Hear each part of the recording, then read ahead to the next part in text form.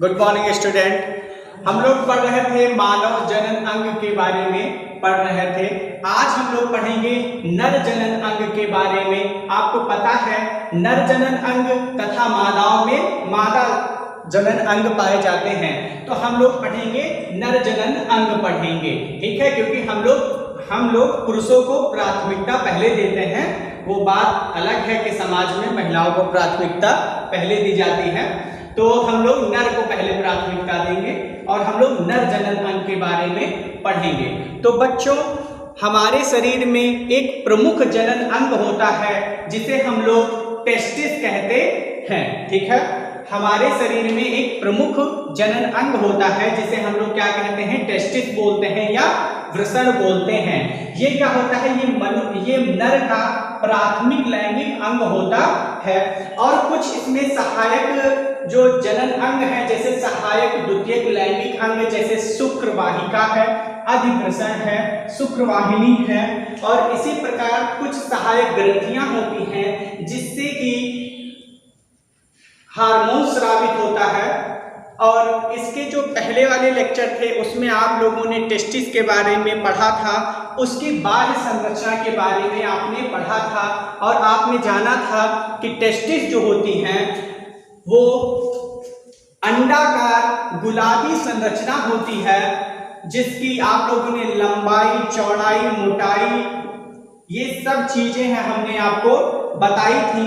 आज हम लोग इसके इंटरनल पार्ट के बारे में थोड़ी चर्चा करेंगे। तो बच्चों, ये है आपकी टेस्टिस, ठीक है।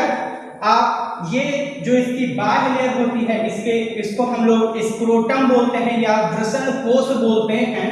और ये यहाँ पे मैंने लिखा है 2 से 3 कम तापमान। ये क्या है भाई, तो हमें मालूम है कि जो हमारी टेस्टिस होती है वो हमारे शरीर के बाहर स्थित होती है। इसका कुछ कारण होगा, तो जी हाँ, इसका कुछ कारण है। कारण क्या है, हमारे शरीर का जो टेम्परेचर होता है वो 37 सेल्सियस होता है, ठीक है। पर हमें मालूम है कि हमारी जो टेस्टिस है उसमें शुक्राणु बनते हैं। तो बच्चों, शुक्राणु कब बनता है, जब क्या होता है 37 सेल्सियस से क्या होना चाहिए, टेम्परेचर कम होना चाहिए, तभी शुक्राणु क्या होगा, अच्छे से उसका निर्माण हो पाएगा। इसीलिए वो शरीर से क्या होता है, बाहर होता है। तो इसका मतलब अगर देखा जाए तो इसका टेम्परेचर होना चाहिए कितना, 35 सेल्सियस अगर टेम्परेचर है तो क्या होगा, शुक्राणु अच्छे से डेवलप होंगे, ठीक है। तो यही कारण है कि हमारे शरीर से बाहर स्थित होता है। चलो अब इसके इंटरनल पार्ट में आते हैं। तो मैंने ये कुछ संरचनाएं बनाई हैं जो आपको दिख रही होंगी। ये इस तरीके की जो संरचना है अर्थात कोष्ठक है, ये कितने होते हैं हमारे शरीर में, 250 की इनकी मात्रा होती है, ठीक है। इन कोष्ठकों की जो मात्रा है वो नियर अबाउट 250 कोष्ठक होते हैं, जिसे हम लोग हिंदी में क्या कहते हैं, इंग्लिश में मैंने बताया ही नहीं, तो हिंदी में क्या कहते हैं, वृषणीय पिंडक बोलते हैं। क्या बोलते हैं बेटा, वृषणीय पिंडक बोलते हैं, जिनकी मात्रा जो है टेस्टिस में कितनी होती है, 250 से ज्यादा क्या होते हैं, कोष्ठक पाए जाते हैं, ठीक है। अब इन कोष्ठकों में क्या होता है, इन कोष्ठकों में प्रत्येक कोष्ठक में क्या होती है, 1 से 3 शुक्रजनक नलिका होती है। क्या होती है, प्रत्येक कोष्ठक में 1 से 3 शुक्रजनक नलिका होती है, ठीक बच्चों। अब आगे देखिएगा, ये मैंने एक संरचना बनाई है, ठीक है। इस संरचना को कहते हैं आंतराली कोशिका। क्या कहते हैं बेटा, आंतराली कोशिका बोलते हैं। इस संरचना को क्या बोलते हैं, आंतराली कोशिका बोलते हैं, जिससे नर हार्मोन स्रावित होते हैं। जिससे क्या होता है बेटा, नर हार्मोन स्रावित होते हैं। तो वो नर हार्मोन्स कौन से हैं, टेस्टोस्टेरोन। क्या है, टेस्टोस्टेरोन है और एंड्रोजन है। तो बेटा आपसे अगर कोई पूछता है कि जो नर है ना उसमें कौन सा हार्मोन स्रावित होता है, तो हम उसे क्या बोलेंगे, हम उससे बोलेंगे कि टेस्टोस्टेरोन नामक एक हार्मोन्स होता है जो नर में स्रावित होता है, या एंड्रोजन नामक हार्मोन्स होता है जो नरों में क्या होता है, स्रावित होता है, वो भी कहां से? अंतराली कोशिकाओं से। ठीक है, इतना हमने जाना। अब आगे देखते हैं। अच्छा, अब क्या करेंगे हम? क्या करेंगे, इस शुक्र नली को अगर हम लोग क्या करें, हम लोग ऐसे, ये शुक्र नली है, यदि हम इसे क्या करें, ऐसे काट दें, ठीक है, तो किसी भी पाइप को अगर जैसे इसको हमने क्या किया, काटा, तो ये क्या होगा, इसकी संरचना ऐसे आपको दिखेगी। तो ये आप देख रहे हैं ना। तो जब हम इसको ऐसे काटेंगे तो उसमें हमें क्या दो क्या दिखाई पड़ेंगी? कोशिकाएं दिखाई पड़ेंगी। क्या दिखाई पड़ेंगी बेटा? दो कोशिकाएं दिखाई पड़ेंगी। एक कोशिका को मैंने ऐसे डिनोट किया है, एक कोशिका को क्रॉस के रूप में हमने प्रदर्शित किया है। तो बेटा जो ये कोशिका है इसे शुक्रजन कोशिका कहेंगे। क्या कहेंगे बेटा? शुक्रजन कोशिका कहेंगे। और जो क्रॉस है उसे क्या कहेंगे? सारटोली कोशिका। ठीक है, तो आप समझे ना कि जब हम शुक्रजनक नलिका को क्या करते हैं, काटते हैं, तो उसमें हमें कुछ संरचनाएं दिखाई पड़ती हैं, कुछ कोशिकाएं दिखाई पड़ती हैं, जिन्हें हम क्या कहते हैं? सारटोली कोशिका। और दूसरी क्या है? शुक्रजन कोशिका होती है।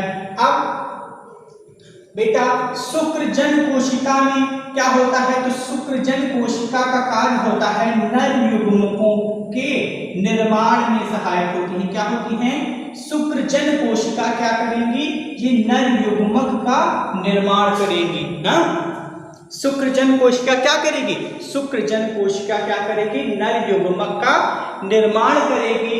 और सारटोली कोशिका क्या करेगी? सारटोली कोशिका जो ये शुक्रजन नलिका के द्वारा जो ये नर युग्मक बनाए गए हैं ना, इनका पोषण का काम कौन करेगा? इनके पोषण का काम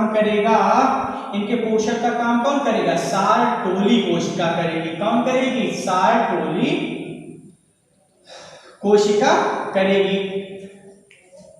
ठीक है, तो हमने अब एक बार जरा देखते हैं क्या क्या है बच्चों। इसमें क्या हम लोग पढ़ रहे थे? मानव जनन अंग के बारे में पढ़ रहे थे। तो हमने प्राथमिकता दी थी पुरुषों को, तो हमने पुरुषों का जननांग पढ़ा। तो हमने उसमें क्या पढ़ा? हमने ये पढ़ा कि प्राथमिक लैंगिक अंग कौन सा है? तो हमने बताया प्राथमिक लैंगिक अंग जो है वो टेस्टिस है, वृषण है। ठीक है, जो कैसा होता है? जो गुलाबी होता है, जिसका रंग कैसा होता है? गुलाबी होता है, और कैसी संरचना होती है? अंडाकार संरचना होती है ना। ये सब हमने जाना था। और क्या जाना था? और हमने जाना था कि जो वृषण है लगभग 5 सेंटीमीटर लंबा होता है। 5 सेंटीमीटर क्या होगा? वृषण लंबा। ठीक है, लंबा होगा। ठीक है, कितना? 5 सेंटीमीटर लंबा होगा। तथा 2.5 सेंटीमीटर क्या होगा? तथा 2.5 सेंटीमीटर मोटा होगा। ठीक है, 2.5 सेंटीमीटर क्या होगा? मोटा होगा। और लगभग इसका भार कितना होगा? 10 से 12 ग्राम। भार कितना होगा इसका? 10 से 12 ग्राम होगा। ठीक है, क्या जाना? हमने जाना कि जो टेस्टिस है ना वो कैसी होती है? अंडाकार संरचना होती है, जो गुलाबी कलर की होती है, जिसकी लंबाई 5 सेंटीमीटर तथा चौड़ाई 2.5 मीटर कितना होता है? मोटा होता है। और 10 से 12 ग्राम क्या होता है? इसका भार होता है। 10 से 12 ग्राम क्या होता है बेटा? इसका भार होता है। ठीक है, भार होता है। ठीक, इतनी बात हमने जानी। फिर उसके बाद हम क्या जानेंगे? उसके बाद हमने जाना कि जो टेस्टिस होती है ना उसमें 250 कोष्ठक पाए जाते हैं। जो टेस्टिस होती है ना उसमें 250 कोष्ठक पाए जाते हैं, जिन्हें हम लोग क्या कहते हैं? वृषणीय पिंडक कहते हैं। क्या बोलते हैं? वृषणीय पिंडक बोलते हैं। ठीक, अब प्रत्येक जो वृषणीय पिंडक है ना उसमें 1 से 3 शुक्रजन नलिका पाई जाएगी। क्या? प्रत्येक जो वृषणीय पिंडक है ना, उसमें 1 से 3 क्या पाई जाएगी, शुक्रजन नलिका पाई जाएगी। ठीक, अब कुछ संरचनाएं हमने देखो ये बनाई हैं, ये क्या है, ये आंतराली कोशिका है।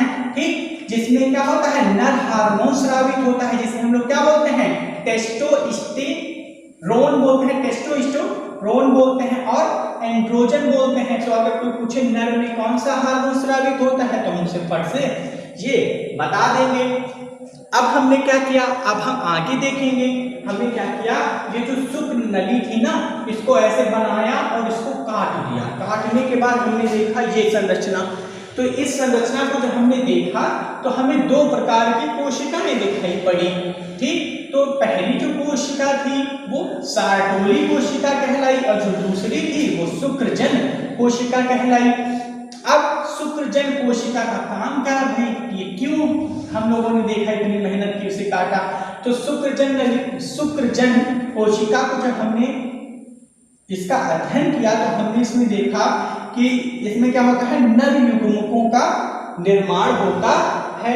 ठीक, अब नर युग्मकों का निर्माण होता है, तो अगर किसी का निर्माण होगा तो उसकी कोई देखभाल भी तो करने वाला होना चाहिए। तो इसकी देखभाल कौन करेगा, सार्टोली कोशिकाएं क्या करेंगी, इसकी देखभाल करेंगी, इसको पोषण प्रदान करेंगी। ठीक है, तो बच्चों आज के लिए बस इतना ही। Thank you class. Next day इसके आगे हम लोग देखते हैं। Thank you.